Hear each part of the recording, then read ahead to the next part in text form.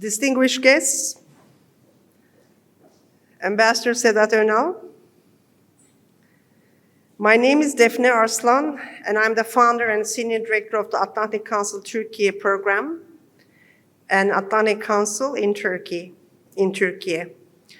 I am pleased to welcome you all here today at the Atlantic Council's Global Energy Forum to launch Turkey program's latest report, Great Sea Connections, Financing the East-Med's Energy Transition. At the Atlantic Council Turkey programs, we regularly host convenings of all sizes focused on advancing regional energy security and the energy transition. Today's report is another milestone for our work, telling us a compelling story. The Eastern Mediterranean has enough solar and wind potential to generate more electricity than it needs by 2050. We are proud to support the vision laid out by the report, which emphasizes that transforming the region's potential into reality will require more than technology.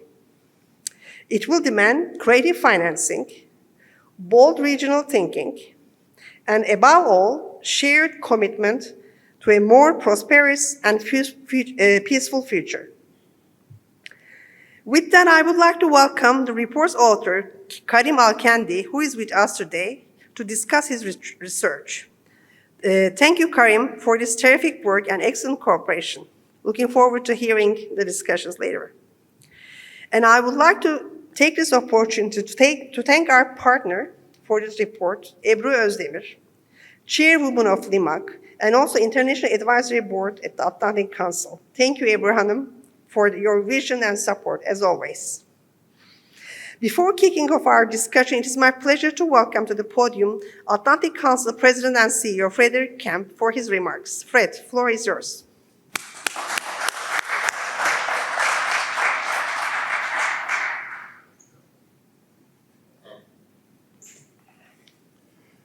Thank you, Defne, and thank you all for being here for our 9th Atlantic Council Global Energy Forum, our first in Washington, D.C.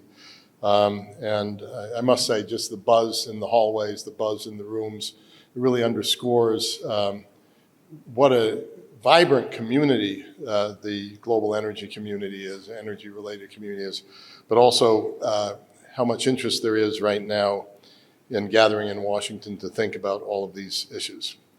It's a pleasure to welcome you to the launch of Great Sea Connections, Financing the Eastern Mediterranean's Energy Transition. It's a new report from the Atlantic Council that reflects not just on a path forward for clean and sustainable energy, but a vision for cooperation in a region too often defined by fragmentation.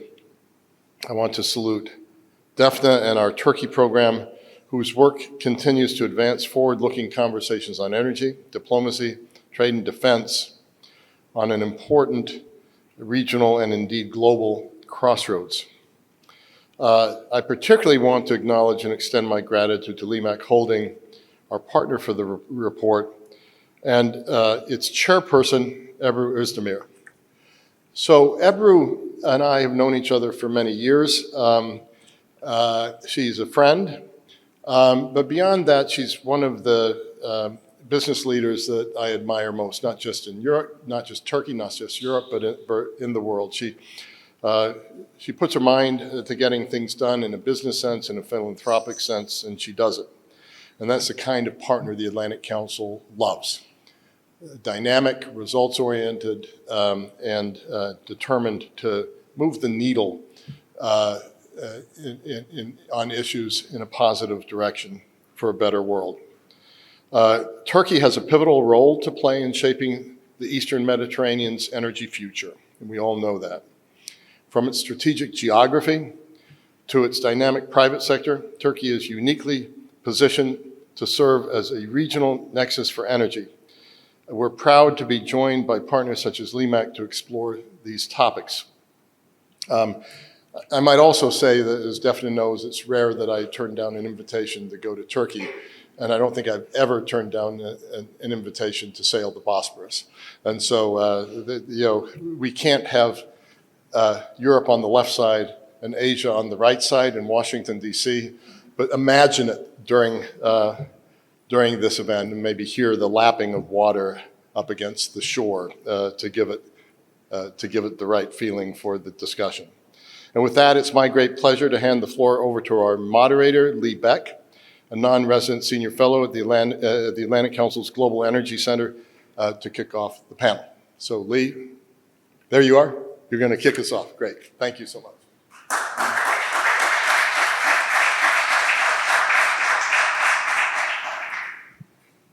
Well, I'm going to line up after Fred, and also would never and have never turned down an invitation to come to Turkey. Please join me, all the panelists. And I'm very excited about this report launch. Ebru, please join us as well. Front row seat to facing the front row, so that's fantastic. Well, I'm honored to moderate this discussion here and want to really get the audience ready. We want to have an interactive conversation with you. So please, if you have questions, we want to hear from you. And we're so honored to have the report author here as well to talk with us. But before I get into the panel, I just want to thank my friends Defne, Alp, Grady, and Zainab for having us here today and hosting us in this beautiful room on this important discussion. So with me here, I have an esteemed panel. I have Ebru Özdemir, who's the International Advisory Board member of the Atlantic Council and also the chairperson at LIMAC Holding. She's sitting to my left. We have Karim El-Gendi, who's the executive director at the Karbun Institute and an associate fellow at Chatham House, and most importantly, the report author. And last but not least, we have Ezer Özdil, who's a non-resident fellow for energy with our Turkey programs here at the Atlantic Council, as well as founder and managing director of the Global Group Consulting, Investment and Trade. And I want to kick off this discussion with you, Karim, because of course we're so eager to hear more about your report, right? And I think Fred put it really well, that there is fragmentation in the region, but you have a proposal for a solution. And that is really through strategic energy cooperation and strategic energy financing. So I think this topic is extremely timely. And I just want to hand the word to you to give us an overview of your key theory of change. Thank you so much. Thanks for the introduction. Of course, thanks for the Atlantic Council and Turkey program for asking me to write this report and for organizing this event for us to discuss it. So when I was asked, obviously by the team, we together came up with this proposal that in a way reframes the conversations around energy transition in the Eastern Mediterranean, instead of us trying to fix a technical challenge, but instead find a strategic opportunity to enhance collaboration through finance. So in a way, finance becomes this bridge between energy transition on the one hand and regional collaboration, reconciliation, diffusion of tensions, etc. And it sees finance as the absolute epicenter of all of this. It's the enabler. The region doesn't have enough money to do what it needs to do internally within the region in terms of the investments required, for example, to meet the goals that were agreed at COP28. So it certainly needs to accelerate the amount of finance from external sources, and as it does that, finance becomes an absolute enabler. So that goes without saying. The second interesting part is that finance, if done well, can become an enabler for collaboration. So there are opportunities in which multinational funds can be developed that would have shared interests, shared stakes. For example, in critical infrastructure, 2 or 3 countries who don't necessarily get on very well could perhaps invest in an interconnector. And that interconnector with shared equity on both sides means that there's interest on both sides to maintain that piece of infrastructure. Think of it in a way as the coal and steel arrangements that we had after the Second World War in Europe. The other way in which this could be done is if an external player another finance structure that comes from outside, creates preferential rates for projects that have a transboundary, a cross-border nature. So if you do that, we'll give you a preferential rate. So an external player, if you like, can in a way encourage those who are seeking to develop capacity or grid development or interconnectors to seek out that. And what that does is it changes the perception within some of those nations of, and I deliberately don't use names, change the perception within some of those nations that those neighbors are not necessarily adversaries, they're not necessarily competitors, but they could also be partners in unlocking that finance. They could be partners in improving their own energy security. And it also changes the perception of energy dynamics in the Eastern Mediterranean from one where commodities, basically oil and gas, mostly gas, are something that is contestable, something that we can fight over, into an infrastructure that is much harder to fight over, but that creates interdependencies between these two nations. So I think that's kind of roughly the overall thesis that I've posed in this piece. Yeah, and as I understand, your preparation to write this report has been quite intensive, including a lot of engagement with different stakeholders. Can you tell us a little bit more about kind of the behind the scenes of the report? Well, I can summarize it. So I think everyone agreed that the region has enormous renewable energy potential that is untapped. The two biggest players, for example, like Daphne had mentioned, two biggest players, Egypt and Turkey, can produce more than 100% of their own renewable energy sources, more than 100% of their 2050 demand from renewable energy sources, and that's saying quite a lot. So there's potential, but there's very little investment in that potential, and the cost. If the region is to triple its renewables, it would need to spend around 45 billion every year, which means that the region is probably unable to do that. And that's only for the generation part, so it doesn't include the grid upgrades that are required for renewable energy integration, doesn't include interconnectors, doesn't include any battery storage. So these are enormous numbers for countries of the region, and that's, again, another consensus. The more technical people would emphasize that the grid upgrades are absolutely critical for anything to take off, and that's something that we had seen across the region. Of course, it's very clear from issues such as interconnectors across the Eastern Mediterranean, were mostly for emergency purposes, and even then, they're not very well used. Okay, and so 45 billion a year for 5 years. Okay, wow. Let's drill down into this number because this is a big number. And on my last panel, which was also on infrastructure, actually, our colleague Fouad Savaz from JP Morgan suggested that for Turkey in particular, there are more projects than capital, and that is kind of turning it upside down. From the rest of the world and emerging markets. So perhaps at this point, I turn it over to you, Ibru, and get your perspective on unlocking financing in the real world. What can the business community, but also the government do to really unlock this large amount?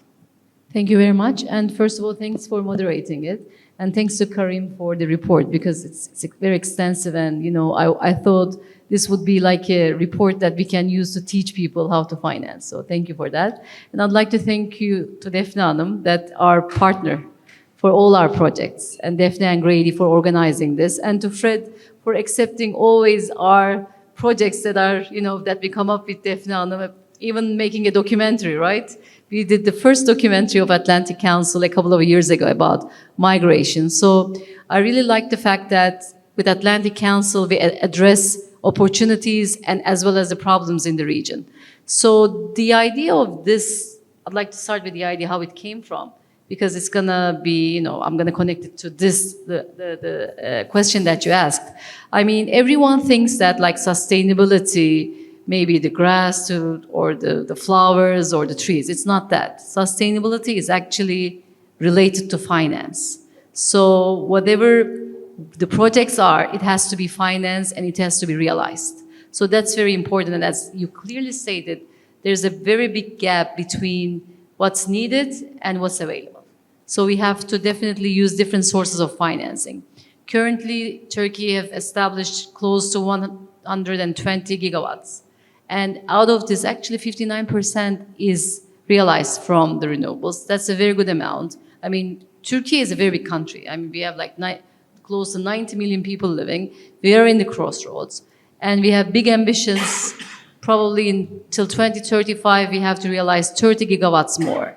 So the discussions here today, it's very interesting. But what we see is the emerging markets and developing countries, we have some difference between what's needed and how we can do it. So this report is actually showing where the sources are. And as a Turkish origin company where we are actually working in different countries, there is enormous funding is needed. And at the same time, there's also big facilities that can be used, starting with the MDBs, the green bond, or the Islamic finances. That's very well described in the report. So the facilities are there. The idea is to be able to reach this, tap this, and then use them in the projects. And of course, the investors are needed as well because equity is needed. At the end of the day, these are equity and debt finance. But ambitions are there. But the idea is to be able to syndicate these kind of financings that we have been actually doing this as Limak. We have launched this year the renewable bond for our renewable energy. We have worked with MDBs. We did Islamic finances. So basically, the idea is to be able to facilitate all these kind of finances to be able to realize this. And as Karim stated, at the end of the day, this will be connecting the investors and the countries, and at the same time bring, I think, business diplomacy in Middle East. That would also be very important. Thank you so much. And I want to pick up on business diplomacy, and maybe that's a question for all of you. But do we have some examples where this kind of theory of change already delivered results in the real world? Karim, you want to go you mean first? other than the coal and steel array? I think that's the primary example that comes to mind.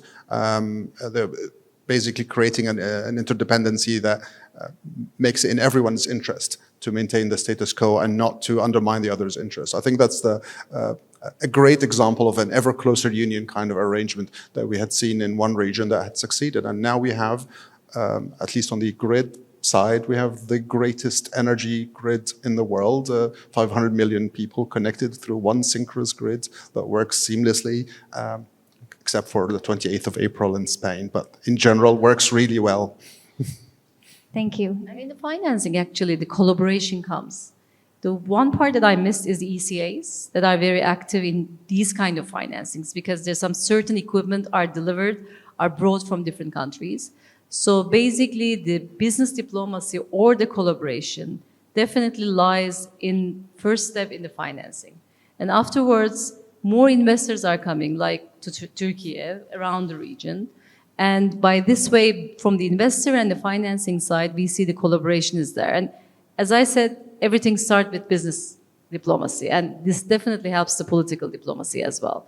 On the grids, especially in the report that you have described, all these, the grid lines, the interconnections, that's going to connect all the countries in the Middle East to Europe is also going to be, I think, a big opportunity. Because since this morning, the major discussion is even there's the installed capacity, the idea is to be able to deliver the power to what's needed. And currently, all the grid lines around the world, including Turkey and the region, is very old. And it's not possible to deliver the energy to what's needed. You know what you've seen what has happened in Spain.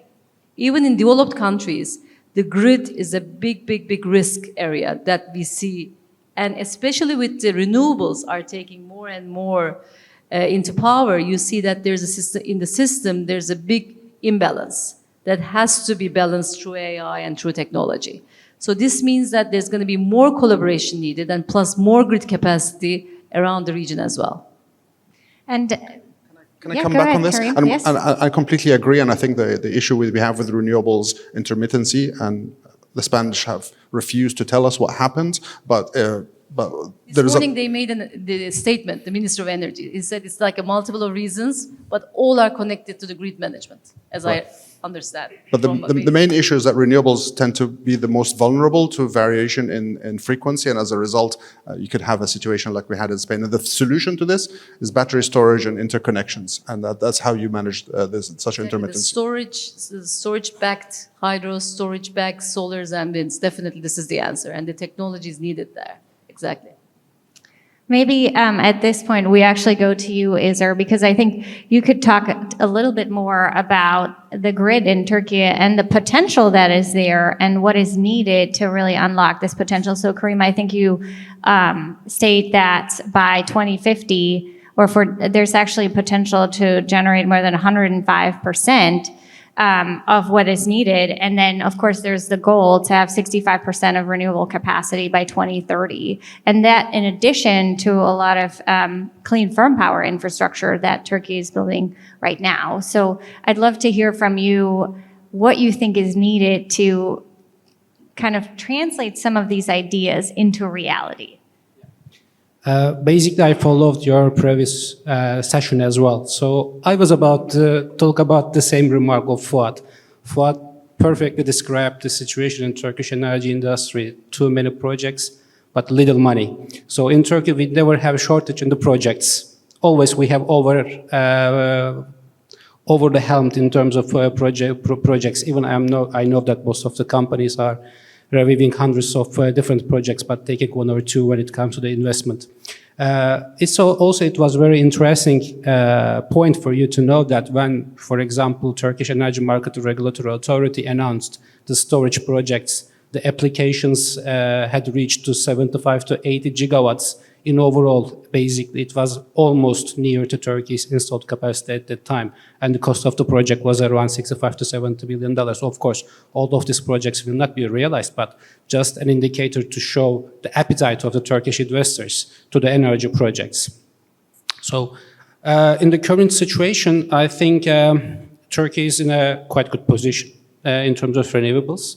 When it comes to solar and wind, generally in Turkey, Ministry of Energy considers hydros as renewables, but with international standards, basically we mostly talk about solar and wind. The solar and wind projects around 35 gigawatts in Turkey, which is almost 1/3 of the installed capacity. And when we put the hydropower plants, it's reaching almost to 60% in the current situation, which is very high.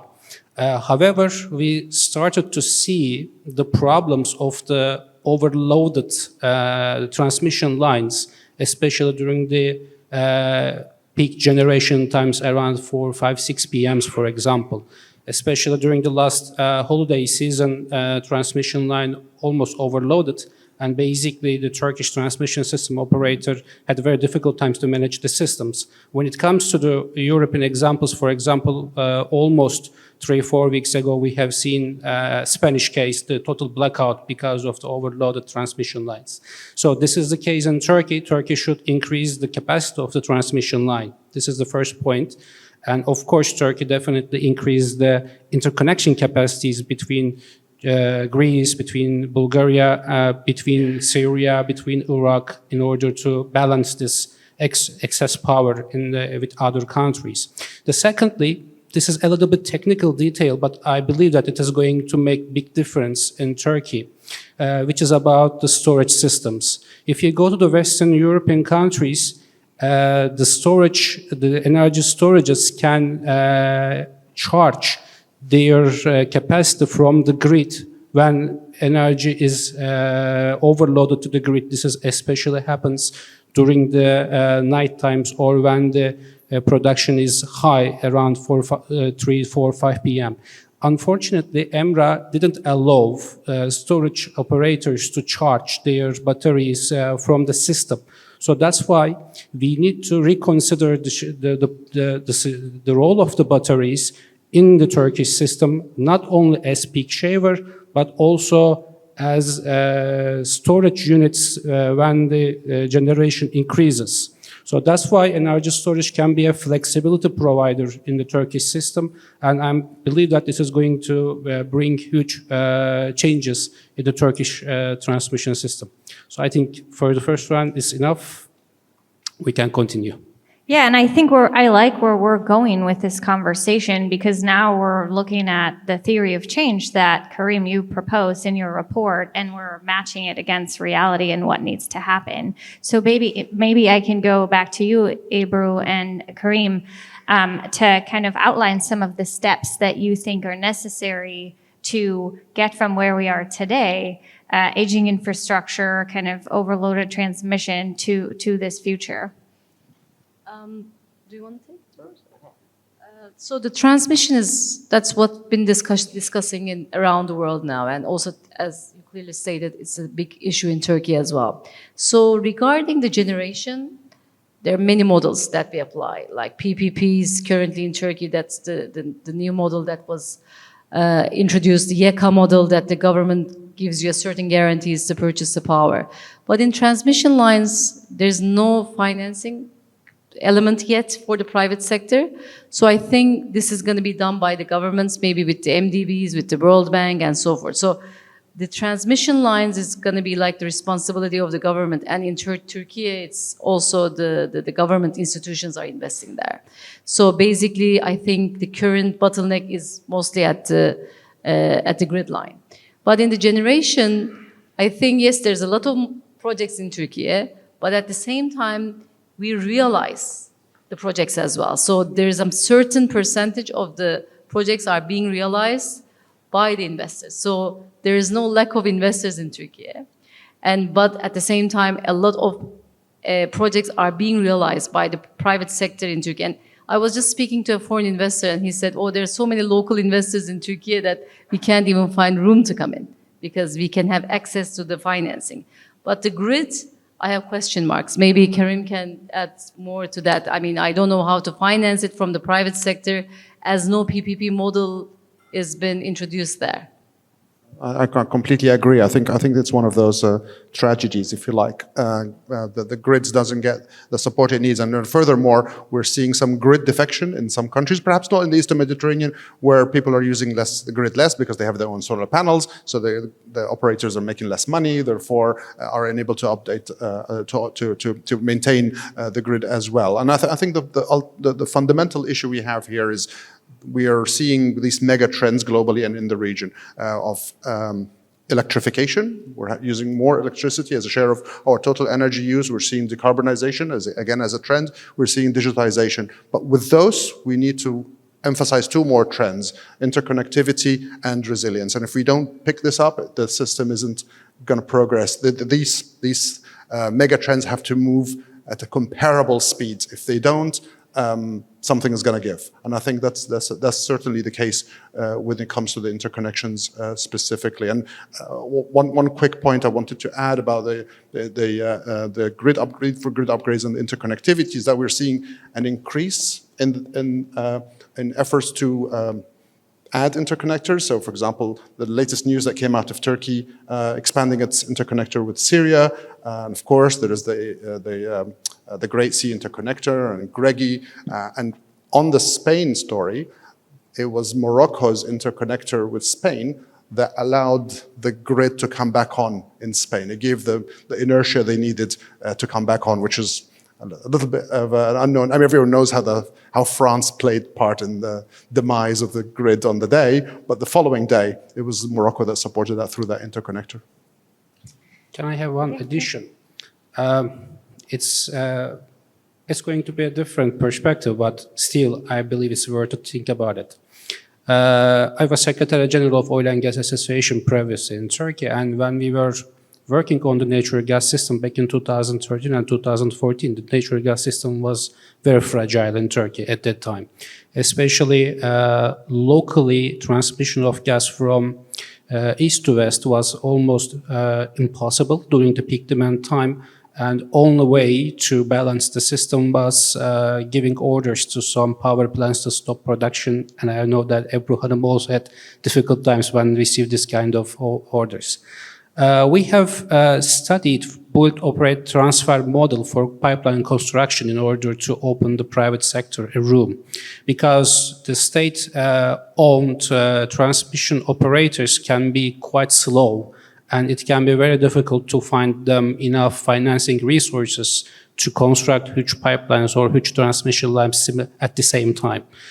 So that's why we have offered to Turkish Minister of Energy at that time to charge private sectors, either Turkish or foreign, to construct certain pipelines in order to support the main system with 10 years or 15 years of tariff payment back process. So they have liked the idea, but I know the Turkish people knows how BOTAŞ is conservative. BOTAŞ had rejected this idea. I believe this is going to be very relevant to the electricity transmission lines as well, because since the distribution lines are privatized in Turkey, it can be very easily, if the similar local companies can be charged by the Minister of Energy to support the main transmission lines. So that can be easily increase the investment period, and we can eliminate the blockage in the transmission lines. And I think this system can be implied in another part of the world as well. We need to bring more private sector in game rather than relying on the government institutions only.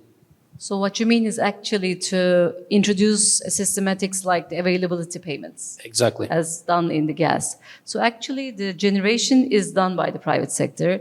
The distribution has already been privatized all around Turkey, where all the investors are actually investing on the smart grid, and they are paid when the loss theft ratio is decreased. So the incentive is that the lower the loss theft ratio they have, they are getting better payments from the government. So actually this distribution is covered as well.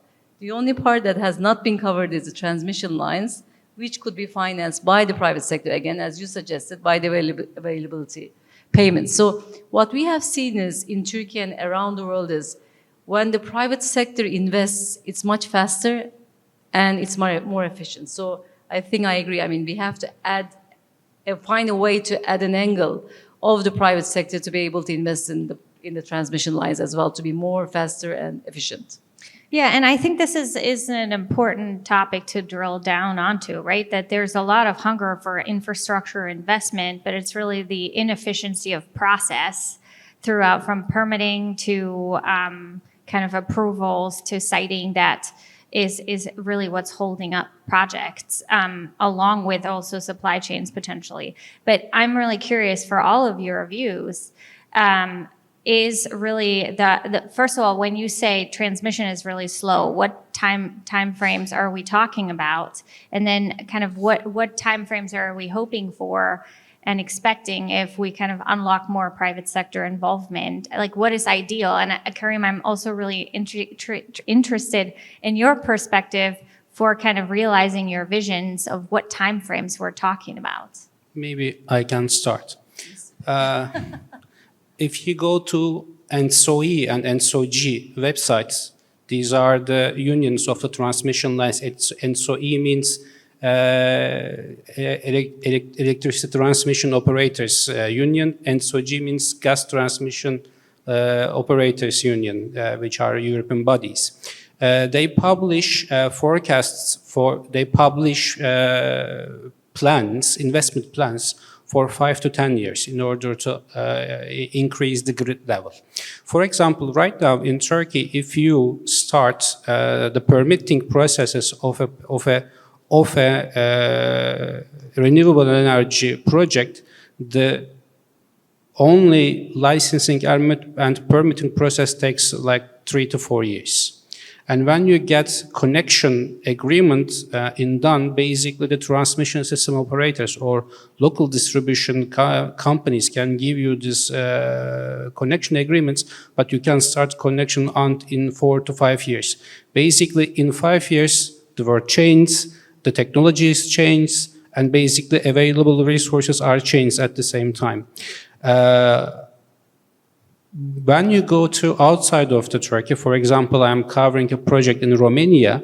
Even if I make ready everything and ready to build, to make the project ready to build, the connection agreements are postponed to 2028, 2029, 2030. This is the case in most of the European countries.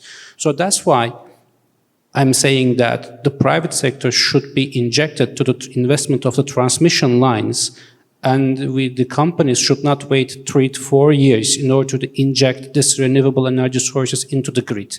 This is going to speed up the energy transition, and it is going to empower the resilience of the transmission lines as well. We are always working with 5 to 10 years period of time, but it is possible to shorten the project process. And then on top of that, you have 2 years of lead time for the transformers and the cables, but that's the easy part. That's just the technical part, right? That's getting the grid getting you to build the things that you're supposed to build. And the issue, of course, is that across the borders, what you get is there's one policy. So for example, one nation is more decentralized, the other is more centralized. One has vertical integration across the entire power sector. The other one perhaps is more liberalized, as you see perhaps in Greece versus Lebanon, although there's no interconnection between them, but just as examples. And the cost as well is a real issue. So a nation with cheaper electricity might feel nervous about selling electricity to a nation with more expensive electricity because they worry our prices are going to rise. And the importing nation might not want its businesses undercut by cheaper electricity. So getting all of these parts, and that's the easy part, right? The more difficult part is getting the political alignment between these different nations and perhaps getting over some of the historical baggage that we're trying to overcome in the first place, and the regulations. Aligning regulations could take a very long time. So I would say the time frame for the technical part is known. The time frame for those other parts is perhaps less known.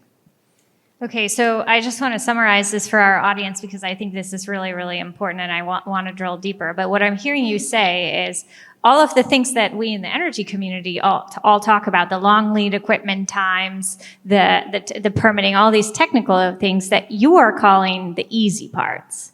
It's the known part. We know how long it takes. Okay, well, I think this is really well put because you're outlining a bigger vision where those parts that take up most of the airtime are actually kind of the known parts, and then going towards political alignment and financing alignment is the hard part, and financing structures are really the solution that you're posing, right? So maybe you can walk us through a little bit more of the hard parts and what you think needs to happen. And do you think it's possible in the environment right now?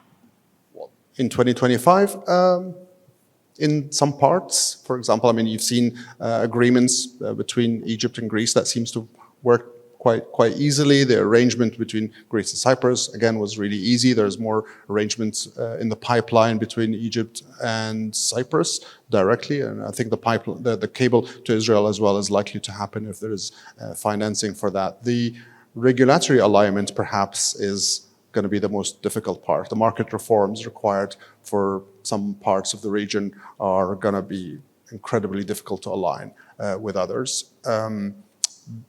You also need to create a framework where everyone needs to feel that they have a stake in this. So some form of governance, not just the investment instruments that you're going to use that have multilateral investments from different countries with everyone has a financial stake in, but also a governance system that everyone feels that they belong to and that their voice is heard. Otherwise, it doesn't work. And I think that will need diplomatic underpinnings to allow you to get to that point. So I would say these 3 points in that order. And do you feel you have, kind of from your interviews, but also your engagement with the report, interest from governments into backing such a vision? In a patchy way. I wouldn't say that there's a universal agreement on any of this, but there's interest depending on who you talk to. So I'm not going to name names, but certain countries are willing to cooperate with others, but not necessarily with the ones that are where the tensions are alive and kicking with. Yeah, and maybe, Ebru, I can go over to you. Where do you see kind of the business community ready to push forward for such a cooperative framework? And what do you think the unique contributions from the business community can be? At the end of the day, this morning it's also said electricity is the prosperity. I mean, currently Turkey is actually supplying the Syria's electricity. I mean, probably around 50 megawatt. I mean, if there's no electricity, there's nothing. We are the second biggest cement producer in Turkey. They're now inviting us to do something in Syria. But at the end of the day, nothing is happening without electricity. So basically, whatever we'll do to have this also the industry competitiveness, we have to have electricity. And at the end of the day, this way or that way, I think there has to be a cooperation in our side of the world. And then otherwise, because without electricity, nothing will be possible. So that's a must. But I don't know in today's tensions when this will be happening. But at the end of the day, there has to be a cooperation. Maybe some countries will do much faster, the others a little bit later. And also in Turkey's position as the industry is prospering, that we even see some issues in the summer where there's huge demand because of the air conditioning. I mean, air conditioning, it's very, very, very important in the electrical supply. So we see that developed countries require more power because ACs, I mean, we don't really understand, but with the climate change, the demand is getting more and more bigger. So we see that we are coming to the limits in the summer where we definitely need more power. And currently, actually today in the parliament, the Ministry of Energy introduced a new super permit licensing, how to increase the speed of having more renewables in Turkey. Because although we have faster project timelines compared to some maybe European countries, we are still late in developing renewables. And to make this faster, because we need it, there's going to be a new law introduced. This could also be followed maybe some other countries around our region, because we definitely need more supply in the power. And for the prosperity, at the end of the day, there'll be cutbacks. And the other thing is, I just want to add one more thing. I mean, sustainability is finance. Now we see Belgium has more solar power than whole Africa. So basically, this was Fatih Birol who was saying that, and this was, I think, one of the most important things that I've heard in the recent years. So if it's not financing, then you would expect Africa to have more solar power, right? More investors. And this is actually, at the end of the day, that we come back to the report. So financing is the most important thing to start the collaboration and to have more investors to realize the new renewable projects. Yeah, and I just want to double down on this. Only 2% of global clean energy finance is going into Africa, which has the best solar resources in the world, right? So we're allocating capital not in the most efficient way for this transition. You want to come in? I had a question for you, but maybe you... Okay, I will intervene, then I will receive your question. This is why, how we can explain why the finance is not going to Africa or other countries. This is about the political risk. Unfortunately, political risk is high in East Mediterranean region and other regions as well. Just go to the countries one by one in the East Mediterranean. Syria, almost failed state, or let's say failed state. We don't have to be polite. No offense, but it's a failed state. Lebanon, it's also considered as a failed state among the international relations scholar, if you go to the literature. And Egypt had long time problems with the payments to the private sector for the gas problem. And actually that was the reason why international companies didn't invest to Egypt for long years. Turkey had inflation problem. Money is expensive in Turkey, basically, and which is making quite difficult in realization of the project. So when we look at the region, we see huge political risk premium and inflation problem in all countries. So this is the number one reason why international institutions are not financing directly or indirectly to the projects, or they are becoming very selective in financing projects in that region. So that's why if we cannot decrease the political risk premiums in our region, basically interconnectivity and the realization of the projects will be much more difficult. Maybe at this point, the MDBs can jump in to decrease the risk, or they can create political risk insurances rather than even giving the direct loans to decrease the risk and then, create an environment for the international investors. So in finance, I mean, I'm sure there are many experienced people around here, but if you create one bad example, then it kills the market. So it's very important to be able to create good examples, good practices to take these countries forward. Like in Egypt, if you create a bad example, if one loan is not paid, then all the investors are like, what are we doing here? And MDBs do exactly that. They allow you, because they have obviously the technical part that they provide and their credit rating, they basically enable the reduction of the risks in finance and make the cost of financing less. Of course, to maintain their own credit rating, they don't do that sparingly. They're very careful in how they use that, as you pointed out, Eser. So there's this potential to crowd in investors if the MDBs engage more, but they have their own calculations that prevent them from doing so. Right, and I do want to ask a question here. We're talking MDB says, being able to come in and kind of share risk, but what about bilateral partnerships, government to government, or other governments? We're here in the United States, right, that could help and facilitate or even back such a vision. So I'd love to kind of understand what your asks or views are for either U.S.-Turkish relationship with regards to this vision or toward the European Union. How can other actors help? Well, I can't comment on the US-Turkish relationship. I think I'd leave that to my colleagues who are probably more knowledgeable about this. But I would say that the current actors in the Eastern Mediterranean in the bilateral space are the Gulf states, who tend to prioritize large-scale generation projects. They are the Europeans through the southern neighborhood investment structure, and they tend to prioritize interconnections. And then there's the Chinese, who are all over the value chain. They're quite opportunistic in the opportunities they seek. But I can't comment on the role of the US. The last I heard of the US was the deal in Syria, and I think that was certainly an indication of an interest in the Eastern Mediterranean. But in general, it hasn't been a major player in financing such projects. And just, if you allow me, just follow-up question, do you see any of these actors going to be really, really helpful in facilitating a further your vision or helping to step in with financing in particular? Absolutely. The Gulf states can, and I would say the Global Gateway, the European Global Gateway, I think could play a major role, especially in the enabling part, in providing these preferential rates and incentives for players to play well together, because part of the European Union's agenda is to improve peace and security in its southern neighborhood. And I think it's willing to trade perhaps some return on investment for peace and security on the southern shores.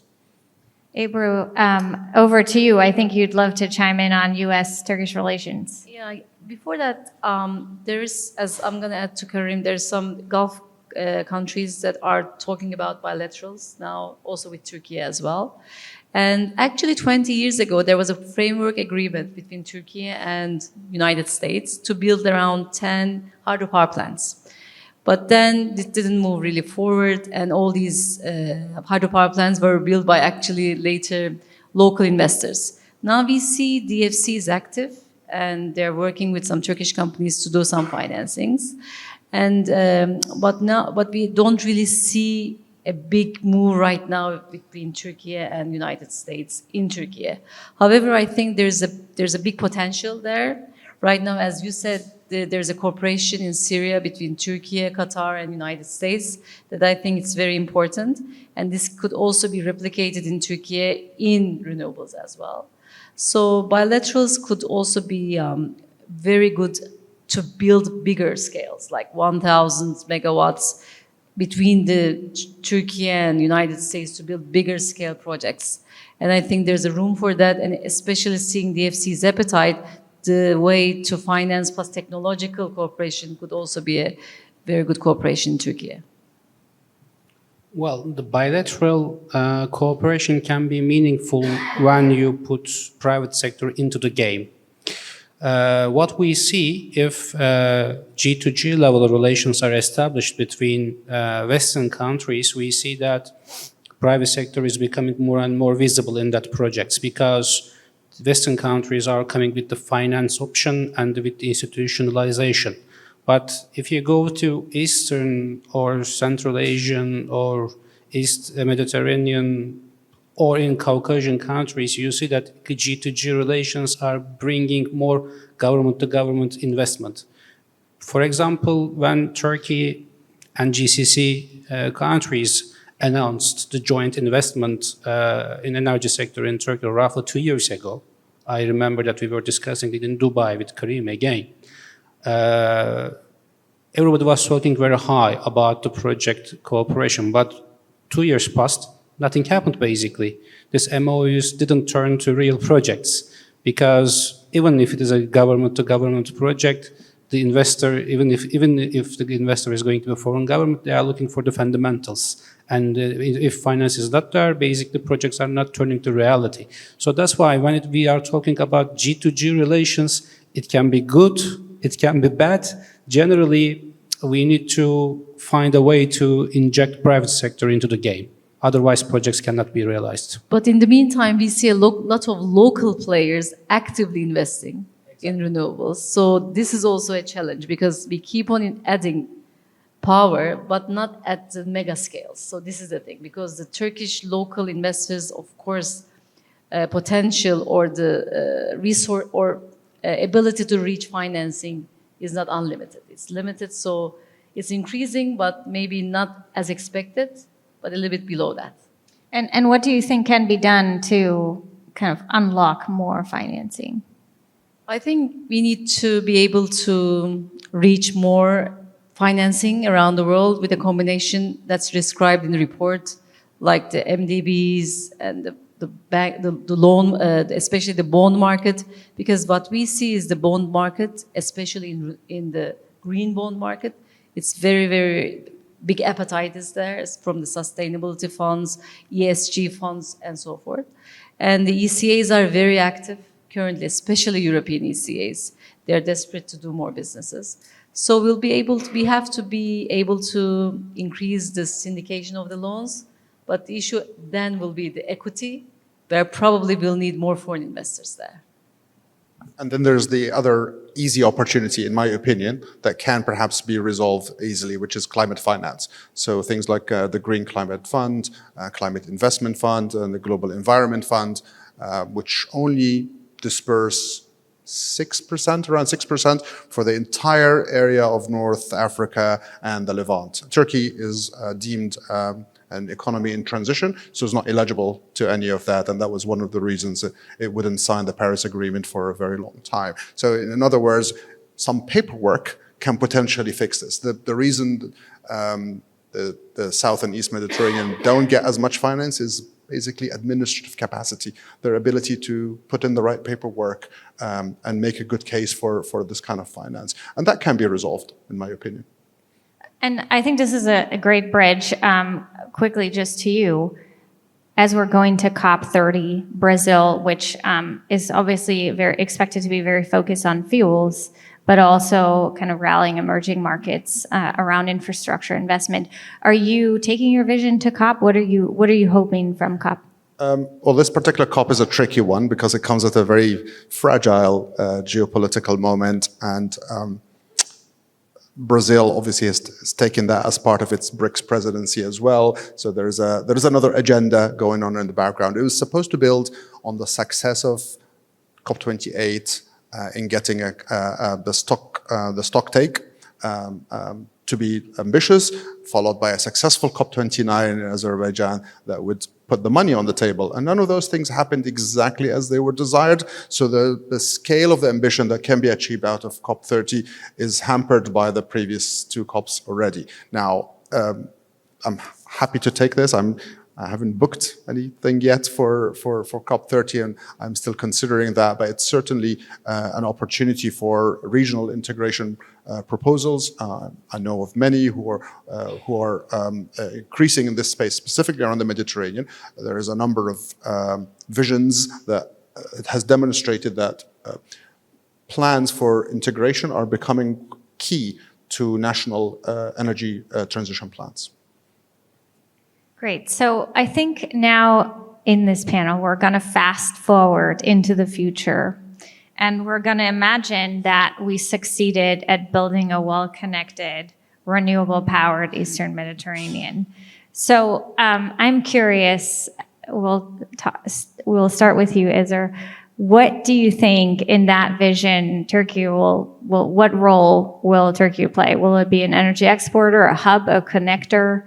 And then I want to go to the two of you, of course, to also give your best estimate, maybe hopeful wishes for how that future looks like. Well, that's a tough question, but actually at the end of the day, I would like to dream that kind of a scenario. I would be very pleased to see this scenario. Turkey is the biggest country in the East Mediterranean in terms of economy and in terms of size. Definitely, Turkey would be a very good integrator of the East Mediterranean region to Europe in that scenario, because the cheapest way to bring electricity produced in the East Mediterranean to Europe is Turkey in terms of construction cost. The seabed pipelines seabed cables are extremely expensive, and that's why going through the lands when it comes to the transmission lines are much more cheaper. Secondly, of course, Turkey would be a different world than today. We would be more prosperous, we would be more healthy, and companies would be more global, definitely. So everyone also could make much more money than today in this world. So, and basically other countries as well in this Mediterranean would be enjoying a more joyful life, because right now all of these countries are in a very bad situation, unfortunately. That vision sounds amazing. I subscribe to all of this, I think, for all countries of the region. The question is, the point you alluded to is, who then ends up being the hub? And for the longest period, that question had been alternating on both sides of the Eastern Mediterranean, north and south. So there was this almost overt competition between Egypt wanting to become the major hub and Turkey wanting to become the major hub. I don't think that has ever been resolved. But what that does is it perhaps removes the need to become a hub in the first place. I think it is not the type of green electrons, green or not, don't lend themselves to the hub thinking, but can be shared across cables, across long distances, and potentially in the future with very minimal loss across cables. So the hub thinking comes from the same contestable commodity thinking that got us into the Eastern Mediterranean Gas Forum and the debates over how inclusive that is and how it perhaps not include some countries of the Eastern Mediterranean. But the electrons story takes us somewhere completely different, where collaboration is part of the success of all of us. We can't succeed if we don't collaborate. But sitting between two Turkish, so you have to use, you have to say who's going to be hub. Not Egypt, but probably Turkey. Do I have to choose? Sorry. No, sitting between the two Turkish, we want you to use your positive vibes against Turkey. Anyway, but I mean, I'm trying to influence the report as you're right. Anyway, but I think, I think Turkey has a very big potential to be the hub because we are in geographical location and current interconnectivity situation. I think we will probably, I presume that will be the hub, definitely. And currently, actually, we are closer to become the hub. But at the end of the day, as the world is progressing, as Turkish investors will be in that moment comes, as we are done in our side of the world, will be probably in Africa investing for the prosperity and the power of Africa. And then, because at the end of the day, the world has to develop at the same time. Without Africa having reached its goal for the climate change, will not be at that position to fight with the climate change. Great. I want to thank you all for this discussion. We're not done yet, but I do want to invite our audience to join this conversation. So we have some microphones available. Please just raise your hand and state your name and title. Daphne is the first one. We'll get a microphone to you. Oh. Thank you. Thank you for hosting us here today. Thanks, Lee. For great moderation. Thank you to all our panelists. Wonderful discussion. I really have some questions. A great report, Karim, and a couple of things that I have been also thinking since I watched the panel since this morning. A lot has been discussed, a lot happening as we speak in the region. And every single moment we are hearing something from our neighbor White House. And so we are just estimating what will be the next step. So my question will be, just given all the discussion today, so how, and actually both Ebru and Esther touched base a bit, and you did as well, Karim, the risk premium is increasing in the region significantly. And this will make all investments more expensive. And not only that, just also ensuring the investments will become more expensive.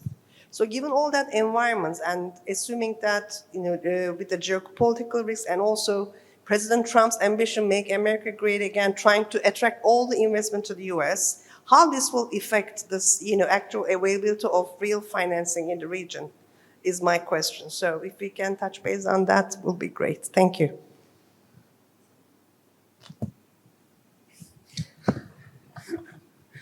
Sovereign guarantee is on the way. When we calculate the risk of a company, we say that company's risk premium cannot be lower than the country that is established. So basically, if Turkish companies wants to go to the international financial institutions, basically very unlikely they can find finance cheaper than the Turkey itself. If this geopolitical tensions increase, only way to get the investment is the sovereign guarantees, I mean the guarantees of the states. Basically, these are the only institutions, international financial institutions, rely on when the geopolitical tensions are high. On top of the sovereign guarantees, probably a political risk insurance will be needed. And, World Bank, MIGA, then the IS, also there's one part that we haven't covered is the Islamic Development Bank, and they have many facilities. So the Islamic finance is also a big element of financing in our side of the world, like the sukuks or murabbahas or even the green Islamic bonds also could be used to finance many projects around the region as well. Yeah, so for this, I think you need patient money that would get over the insurance, the increased risk. So bilaterals work well with this. Climate finance works well with this. Perhaps commercial loans and bonds don't. So I think you would have to shift your finance flows towards one that perhaps shield you from those risks. Great, thank you. We have another question in the third row. Hello there, Crystal Stabell, United States Energy Association. I wanted to go back to the European Union, and I would like to know what more could the European Union be doing to support the East Mediterranean's energy transition when it comes from policy or infrastructure development or financial incentives? I want to think about that one first before I say anything. So you could go first. You throw the hot potato on me. I think the thing that European Union can do is the financial incentive and the financial support, because I do remember like 2-3 years ago when we had an energy crisis, most of the countries around this Mediterranean, they were coming to European Union and asked some financial support in order to realize the projects when it comes to the gas especially. However, European Commission was very much reluctant to give long-term support to that countries and the companies in order to realize the projects at the end of the day.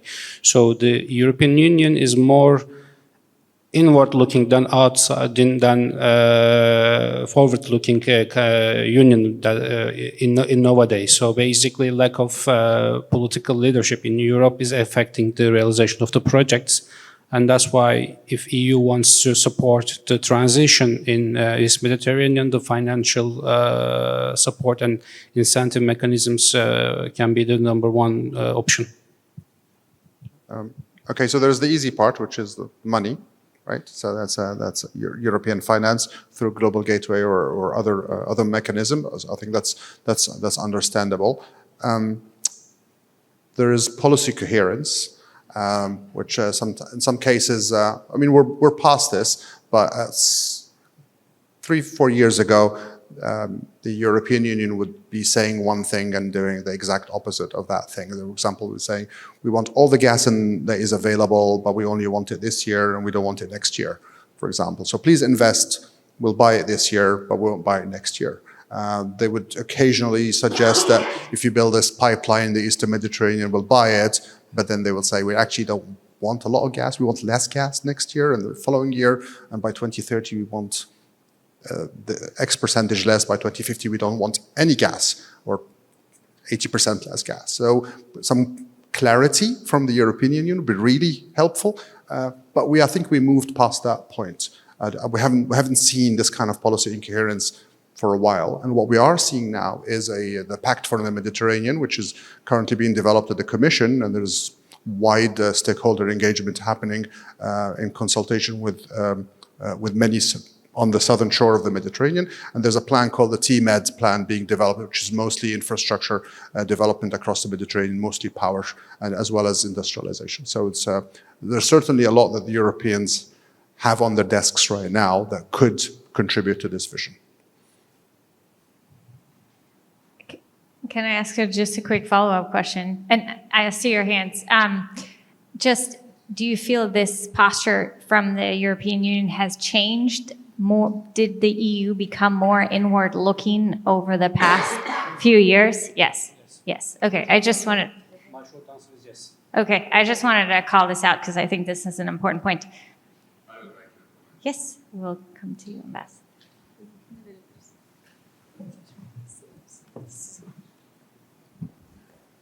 Thank you very much. First things first, thank you to the Atlantic Council for organizing this panel. And thank you very much, panelists, for your informative insights. I just would like to, rather than asking a question, make an addition that, energy cooperation is in itself a confidence-building measure when it comes to addressing conflicts. Conflicts should not be a reason why we should not have regional energy cooperation. Vice versa, if we can advance cooperation in energy, this in itself might create an environment more conducive to addressing the differences that we may have. So this is the position we have as Turkey.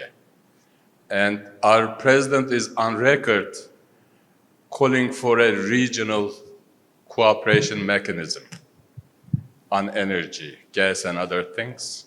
Unfortunately, because of lack of consensus on the side of European Union, we could not advance this idea. But we hope that in the future, the conditions might improve and we can go back to this idea. This is something very important. For any cooperation to be sustainable, it needs to be inclusive. There are some other projects, some other mechanisms which are not as inclusive as we wish to be. So especially Turkey cannot be excluded with its size and capacity. I hope that in the future this can be done. And when it comes to US-Turkey cooperation on energy, maybe we do not have a major project inside Turkey, but there is an interesting trend. Turkish companies are coming and investing in America. For one, in Texas, Sabancı has a huge project on solar panels. And there is a new trend going on in this regard. Thank you. Thank you, Ambassador, for this perspective. Would anyone like to answer or comment? Okay, then we have Ambassador Pyatt right behind you. Hello, Ambassador. First of all, thank you, Karim. Terrific report, and I think you did an especially useful job of broadening the problem and helping everybody to focus on the imperative interconnections across the wider region. I wanted to make a quick comment about U.S. policy and then maybe a question to everybody. The comment about U.S. policy is, of course, we worked very hard on these things in the Biden administration. It's worth noting that one of the DFC's biggest wind projects in the world was a Turkey project approved late in the administration. I'm still very hopeful about the various possibilities around GREGI, around the EastMed interconnector. I'll be back in Athens in 10 days speaking on some of this stuff with a number of regional ministers. And my friend Osama Mubarak and I were talking at lunch a little as well about the importance of continuing to push up that regional vision. And I think again, the main takeaway from your report for me, aside from the obvious but important point about renewables potential, was that we should be focused on interconnections in any and all directions. One aspect of those interconnections that's less well focused in your report is into Iraq. And I'm thinking especially in a post whatever happens over the next week or two scenario, the situation in terms of Iraq's internal stability and Iraq's energy stability, especially if Iraq is no longer importing from Iran. Turkey is right in the front row of solving that problem. It's already the case with the cooperation between CAR Group on power interconnection and also what we hope will happen with TAPI. But could you just talk a little more about sort of that circle of EastMed cooperation, Jordan, Iraq, Syria, and how it relates to the maritime EastMed? Iraq and the EastMed, interesting one. So Iraq is in that conundrum, of course, because the waivers will expire or have expired, I believe, and that certainly prevents them access to Iranian fuels for electricity generation. There had actually tendered renewable energy projects prior to signing that deal with Iran, but unfortunately they erred on that side for political reasons in terms of alignment. The challenge in that triangle is that every one of those three has their own problems. I think Jordan is at capacity at any given moment. Syria is well under capacity. I think Syria has 2 gigawatts of renewable capacity, generation capacity. I mean, that's not enough to run anything. It's 20-hour blackouts at any point in Syria. So it's a really dire situation, and the investment that had been promised, the U.S., Qatar, Turkey consortium, would only get it on a per capita basis to where they were before 2011. So there's no major breakthrough here other than making up for lost time. And Iraq, if those waivers expire, will be underprovided and will also need to expand their capacity much faster. Now, is there an advantage in a trilateral arrangement between these three? Yes, if you expand generation, there would certainly be benefit in doing so. But without an equal investment in generation, I'm not sure what they will be sharing, especially that they're all underprovided. Sorry, I don't know if that answers the question.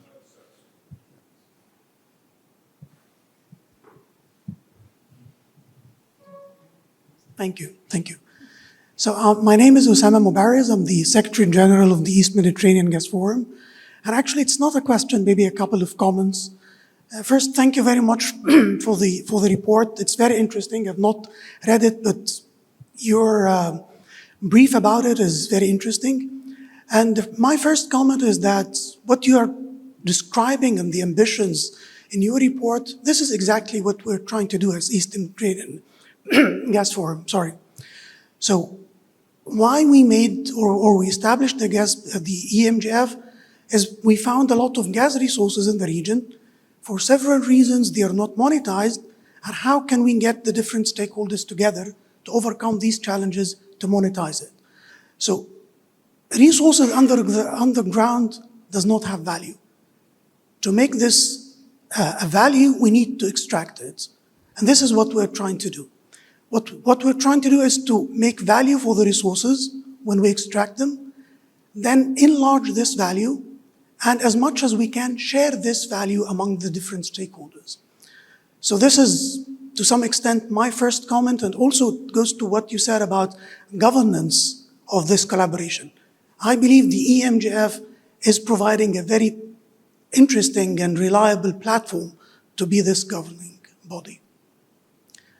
The second thing is about the discussion about the hub and the competition. I maybe personally have a different view. No one country alone can be a hub. And we need to define what do we mean by a hub. Is it a producer? Is it a transit country? Is it a consumer?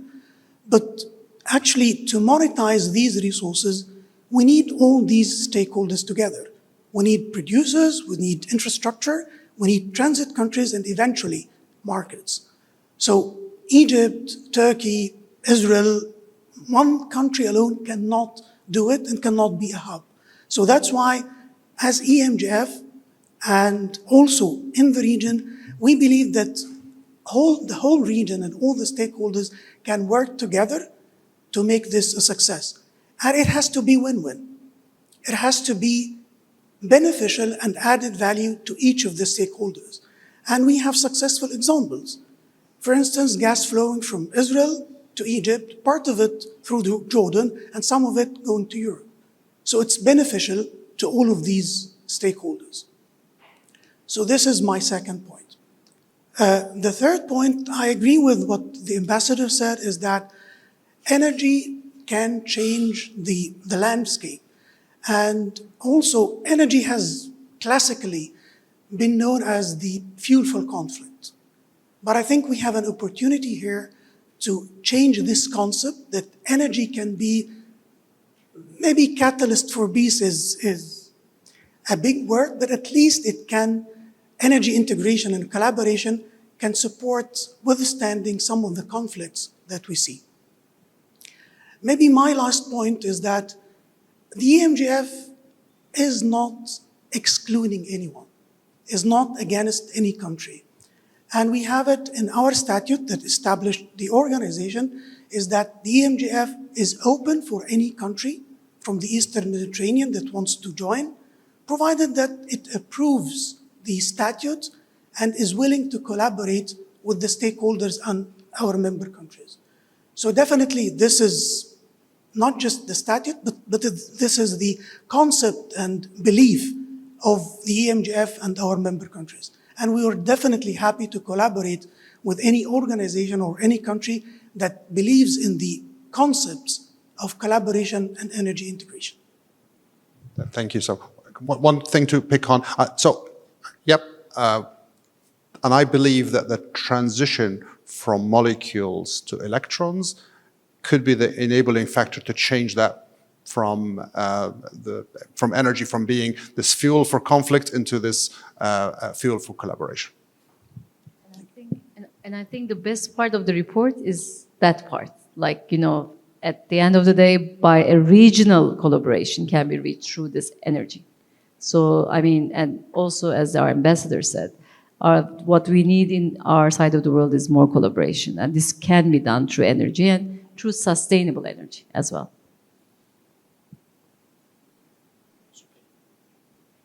Do we have any more questions or comments from our audience? Great. Well, we have a few more minutes left, so I do want to invite you for some closing thoughts and closing remarks. Perhaps we've talked about the challenges, the barriers, the regional implications. We've gone into the future, but in the near term, what are really the next steps you think between now and say, if we come back here in a year and have a conversation about what kind of progress we made towards this vision, what would we want to say we have achieved? So this is a question for all three of you. Karim, you want to go first? I'll say one thing. I think aligning regulations and aligning operations, TSOs, very technical issues, but amongst the countries of the region would be an easy win, and it would be a very good starting point. It won't cost the earth, and it would be an enabler for many of those things. Well, definitely increasing the interconnection capacities is the #1 priority, in my opinion, because if we increase the interconnection capacities between the countries, we can increase the flows between countries. So that's why increasing the interconnection capacity and the TSO and cooperation between TSOs number one priority, in my opinion. And from the private sector point of view, I mean, as we have big goals to reach till 2035, I'd like to see more best practices, more projects are being realized, and more financings are done as described in the report, like syndications of MDBs, ECAs, maybe Islamic financings, green climate bonds or green bonds, so that the region can learn from each other. I mean, if there's one good project realized in Turkey, then the same could be realized in Lebanon and so forth. So best practices follow each other, and we increase our capacity to reach the goals in sustainable finance. All right. Well, wonderful. Great Sea Connections, Financing the Eastern Mediterranean Energy Transition. This is the report we launched here. There's a QR code on your seats that Daphne just showed to me. Thank you very much. Please download it or find it on the Atlantic Council website. I would like to thank you all for joining us. I thought we covered a lot of ground. We really explored the report, its implications, and also what needs to happen. So I just really want to congratulate you, Karim. I know how much work it is to get these things out the door and interviewing different stakeholders and really thinking of a new framework. So congratulations to you. This is a wonderful piece.